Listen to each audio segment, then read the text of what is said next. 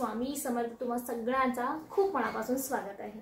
तर आज आपण जे आहे आईला लवंग याचा अभिषेक करणार आहे। जसं आपण कुंकुमार्चन करत असतो असं आपण कुंकूचा अभिषेक करत असतो। कुंकुमार्चन म्हणजे काय? कुंकुमार्चन म्हणजे काय की एकंदरीतच आईला कुंकवाचा आपण स्नान घालत असतो, कुंकू आणि अभिषेक घालत असतो।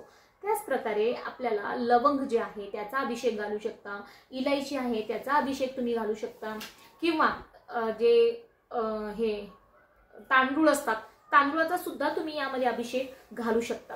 आता हे अभिषेक कसं घालायचं? आता यामध्ये दोन प्रकारचे असतात। जर तुम्ही दुर्गा सप्तशतीचा पाठ करत असाल तर तेव्हा आता ह्याचे दोन व्हिडिओ बनतात की दुर्गा सप्तशतीचा पाठ करताना आपण कसं लवंगाचं किंवा तांदळाचं किंवा इलायचीचं वगैरे, आणि श्रीसूक्त म्हणताना आपण कसं करायचं आहे। आता जेव्हा आपण श्रीसूक्त म्हणत असतो तर श्रीसूक्त म्हणत म्हणत आपण कुंकुमार्चन करत असतो।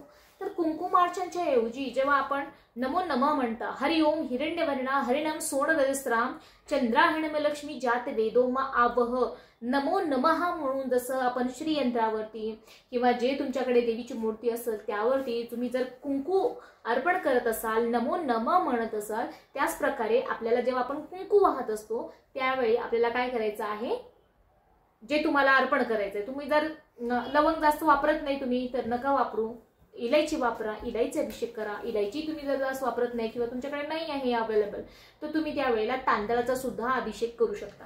आता तांदळाचा ते मी एक वेगळं सेपरेट व्हिडिओ बनवणार आहे की तांदळाचा आपण कोणता प्रयोग करू शकणार आहे आईसाठी। प्रयोग म्हणजे एक उपाय आपण ज्याला म्हणलो जातो। तर तांदूळ हा आईला अतिप्रिय आहे। आई जे तांदूळ असतो ना, आपण कुठेही जर जेव्हा आपण पूजेमध्ये जात असतो ना तिकडे आपल्याला तांदूळ दिलं जातं। तुळजापूरला म्हणा किंवा काशी विश्वेश्वरला जिकडे अन्नपूर्णा मातेचं मंदिर आहे तिकडे म्हणा, आपण तांदूळ आपल्याला दिलं जातं की हे घेऊन जा तुम्ही, आणि हे तांदूळ जे आहे तुमच्या घरामध्ये जे आहे ते तुमच्या त्या घरातल्या तांदळामध्ये मिक्स करा। तिकडचं तांदूळ म्हणजे, आणि तांदळातच आपण पूजेमध्ये जास्त अक्षता म्हणून वाहत असतो। त्याचं काय महत्व आहे ते आपण नंतर व्हिडिओमध्ये पाहू। पण तांदळाचा सुद्धा आपण आईला अभिषेक घालू शकता, आणि त्यानंतर ते जे आहे ते गोड खीर त्याची करून आपण खाऊ शकतो। जसं आपण रुद्र आपण करत असतो, कोणाकडे जर बेलपत्र नाही आहे श्रावण मध्ये तर आपण बेलपत्र वाहत असतो ना भगवान शंकराचं 108 नामावली घेऊन। तर ज्यांच्याकडे बेलपत्र नाही आहे ते तांदूळ घेऊन सुद्धा तांदूळ वाहत असतात, आणि ते तांदूळ महिनाभर रुद्र केल्यानंतर ते तांदूळ एकत्र करतात आणि त्याची गोड खीर बनवून ते स्वतः खाऊन घेतात, कारण ते कोणाला अर्पण केलेले आहे? भगवान शंकराला। त्याच प्रकारे आपण नवरात्रामध्ये जे आहे आई भगवतीला आईला आपण तो जे तांदूळ आहे, जे इलायची आहे, जे लवंग आहे त्याचा अभिषेक घालत असतो। जसं तुम्हाला एक म्हणलं, एक आपल्याला म्हणायचं आहे, ओवी म्हणायची आहे, आणि त्यानंतर तो नमो नमः म्हणून आपण जसं कुंकू आपण अभिषेक करतो त्याच प्रकारे आपण जे तांदूळ आहे, जे इलायची आहे यापैकी कोणतेही तुम्ही घेऊ शकता। तर त्याचा सुद्धा आपण काय करू शकतो, अभिषेक आईला घालू शकतो। तर याला कुंकुम अर्चन म्हटलं जातं, म्हणजे याला लवंग अर्चन आपण म्हणू शकतो। अर्चन म्हणजे त्यांची वंदना करणे, अर्चन कुंकुम अर्चन म्हणजे कुंकुम आणि अर्चन, अर्चन म्हणजे उपासना करणे, साधना करणे, वंदना करणे, प्रार्थना करणे। तर आपण कुंकुवाचा जसा अभिषेक घालत असतो तसं तुम्ही लवंगाचा वगैरे करू शकतो। आता यामागचं काय कारण आहे? आता कुंकू आईला आवडतं म्हणून आपण कुंकुवाचं अर्चन करत असतो। मग तुम्ही अल्टरनेट करू शकता, रोज तुम्ही लवंगाचं करू शकता, किंवा एक दिवस कुंकूचं, एक दिवस लवंगाचं, एक दिवस इलायचीचा करू शकता। आता यामागचं कारण काय की आपल्या घरामध्ये जे चिडचिड करणारे मुलं आहेत, तसे आता माझे मुलं आहेत तर मी सुद्धा तेच उपाय करत असते। माझं मुलं चिडचिड करत असतात, जे ज्यांच्या घरचे जे आहेत ते व्यसनी आहेत, आपल्या घरामध्ये जे चिडचिड करणारे आहेत, तुम्हाला सुद्धा जर चिडचिड होत असेल किंवा मुलं जे चिडचिड करत असतात, मुलांचा अभ्यासामध्ये मन लागत नाही, त्यांचा स्वभाव खूप चिडचिड आहे किंवा ते ऐकत नाही तुमचं। आता जे व्यक्ती आहे घरचा करता धरता जो काही असेल मनुष्य म्हणजे नवरा वगैरे, तर त्यांनी जर ते व्यसनाधीन आहे, व्यसनी आहेत, मांस मदिरा अल्कोहोल जे काही असतील तुम्हाला म्हणजे जे चुकीचं आहे त्याबद्दल त्यांची सगळं निर्व्यसन त्यांना करायचं असेल तर हे सगळं काय करायचंय तुम्हाला की आज तुम्ही जर इलायची वाहिल्या, आज तुम्ही जर जे काही वाहत असाल ते सगळं तुम्ही एक डब्यामध्ये भरून ठेवू शकता। भरून ठेवल्यानंतर ते थोडं थोडं आपण जे काय आहे जेवणामध्ये त्यांना कुटून घ्यायचं, आणि ते ज्यांना तुम्हाला द्यायचं आहे ते तुम्ही त्यांना देऊ शकता। म्हणजे याने काय होतो, माणसाचं व्यसन जे आहे ते कमी कमी होत असतो।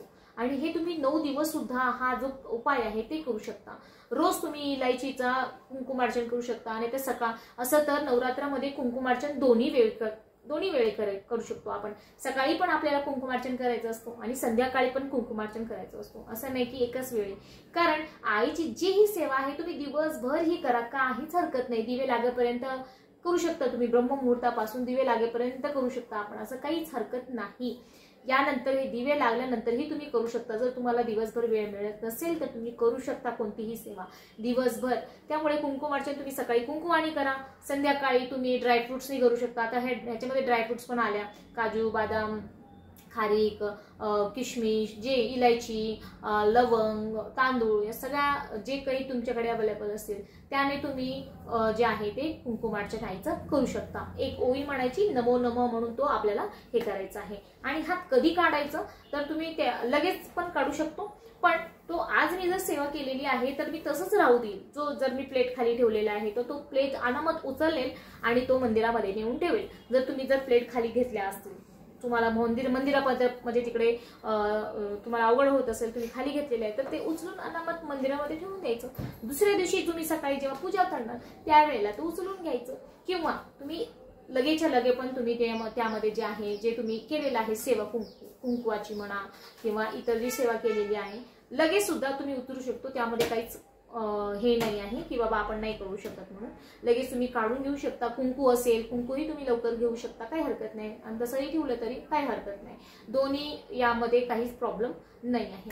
तर कसं वाटतं काय नाही व्हिडिओ मला नक्की सांगा. आणि छोटासा उपाय आहे, काही नसेल तर तुम्ही तांदळाचा सुद्धा अभिषेक आईला घालू शकता, कारण तांदूळ सुद्धा आईला अत्यंत प्रिय आहे. श्री स्वामी समर्थ. व्हिडिओ आवडला असेल तर लाईक, शेअर, सबस्क्राईब.